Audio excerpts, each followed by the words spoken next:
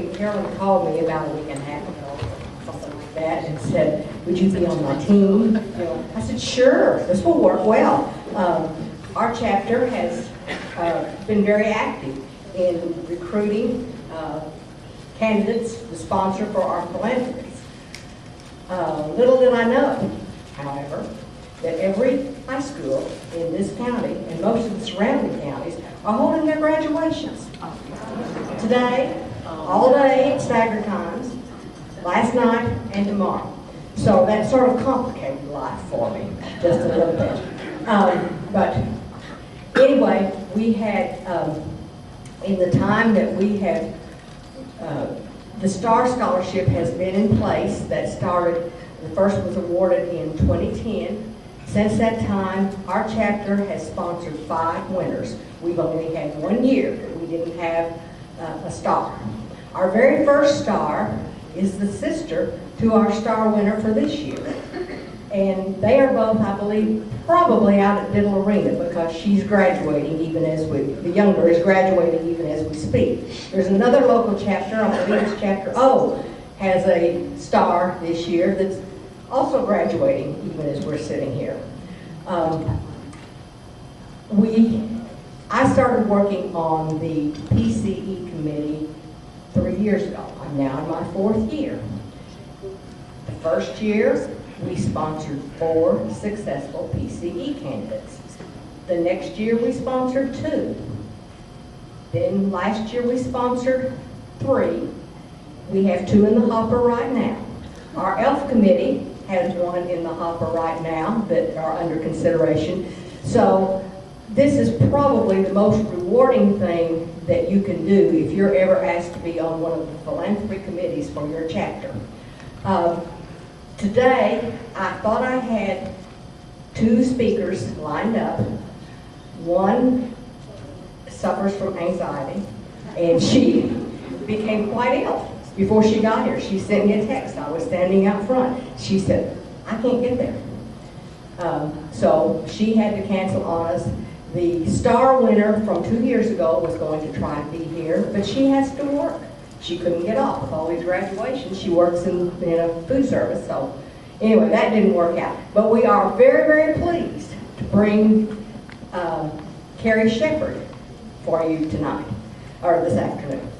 Let me tell you a little bit about the circumstances with Carrie. When we received Carrie's award, this was last summer, it said she had been awarded the Flo K. Galt PCE grant.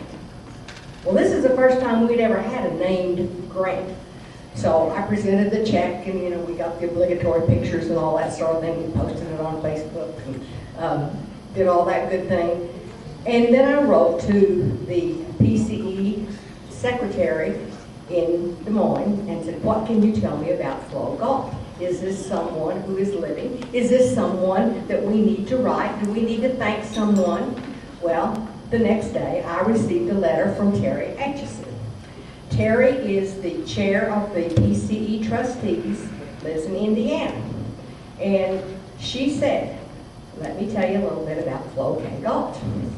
Flo Galt was initiated into Chapter E in Louisville in 1963. She was a longtime member. I believe she may still have a daughter that's in your chapter. But Flo and her husband Stanley moved back to their home state of Ohio. In 2013, she was to have been honored as a Golden Girl at the Ohio State Convention. Sadly, she passed away the month before, and so she didn't get to participate in her honor.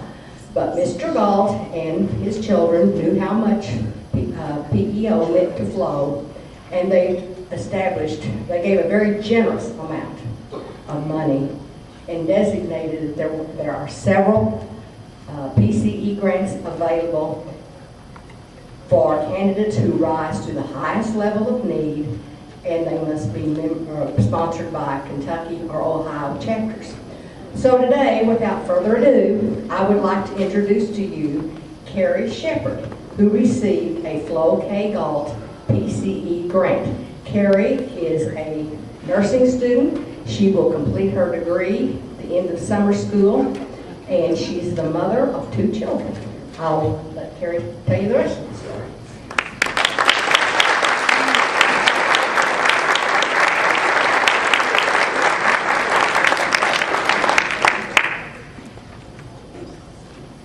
Good afternoon. And I must admit I'm extremely nervous too, so I apologize if I start speed talking. As Sue introduced me, my name is Carrie Shepard, and I received the Flow Golf PCE grant last summer of 2014. My grandmother used to always tell me, if you wanted to hear God laugh, tell him your plans. I never quite understood that statement until now. I had actually been told in my younger years that I should work in the field of nursing, and my standard answer until just a few years ago was, I don't want to be a nurse.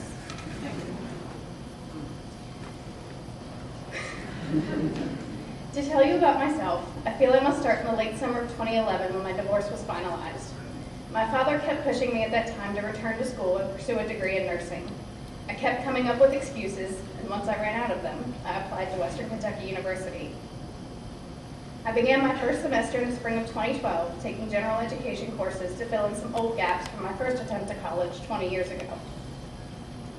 It was my mother's death in 2002 that set my craving for change. After living the first 26 years of my life in Baltimore, Maryland, I uprooted myself and moved to Dunedin, Florida, just outside of Tampa. For the 5 years I lived in Florida, I continued my career as a police dispatcher, married, and had my first child. My then father-in-law was becoming ill, and as a family we left Florida and moved to Kentucky to help with the in-laws. After only being in Kentucky for a little over a year, I became pregnant a second time. While we had some marital troubles before the pregnancy, the troubles escalated during the pregnancy. I discovered my husband's extramarital affair shortly before the birth of our son. We tried many times to attend marital counseling, but to no avail. The tension and stress of being so far from my family and feeling alone in the marriage, I sunk into a deep depression. I hit rock bottom when I was arrested for domestic violence.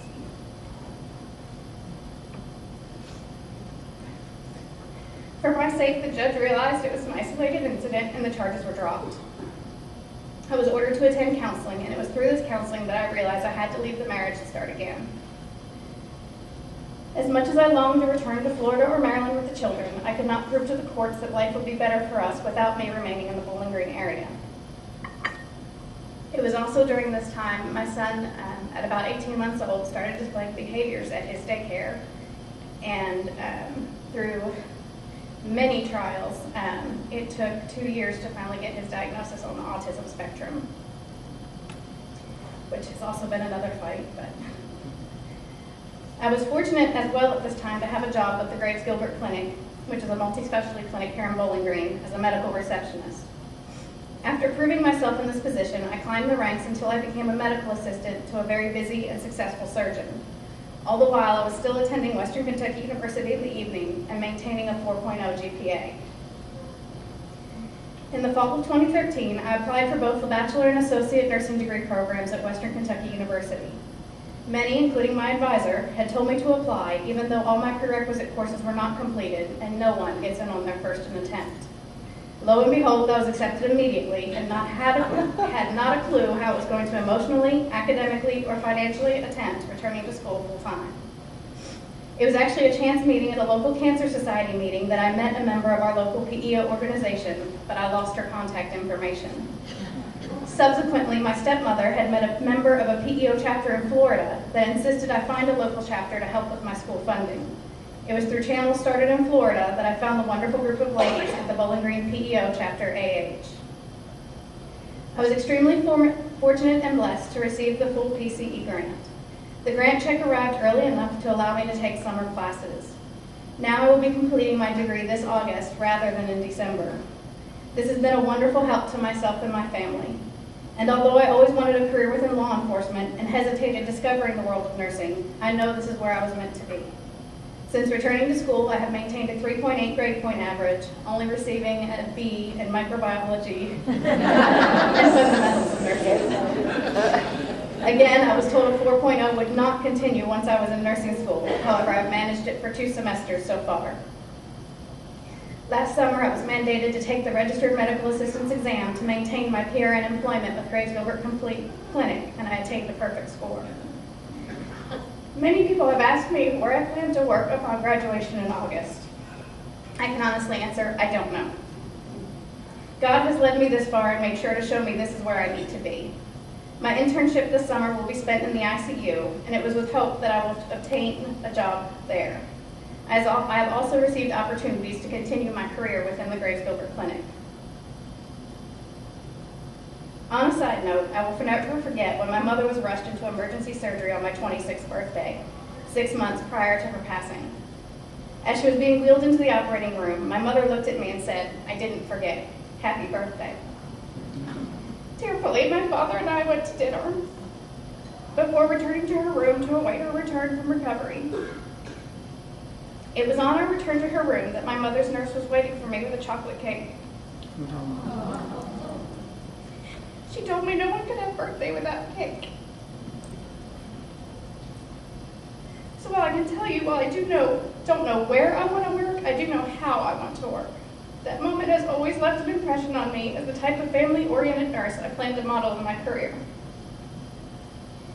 And now you can understand why I understand the statement, "If you want God to laugh, tell him your plans." I never imagined approaching 40, I would be starting over with 2 young children and going back to school full time. And it seems that everything I was told that cannot happen or would be an obstacle in my journey to becoming a nurse, I have overcome.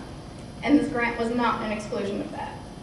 I thank you all from the bottom of mine and my family's heart for this grant that has helped me continue my goals. Words cannot express the gratitude of this assistance. It is caring women like you that make it possible for women to be able to start over and achieve their educational goals, although not always in the most opportune of financial times. Again, thank you all very much for your generous help.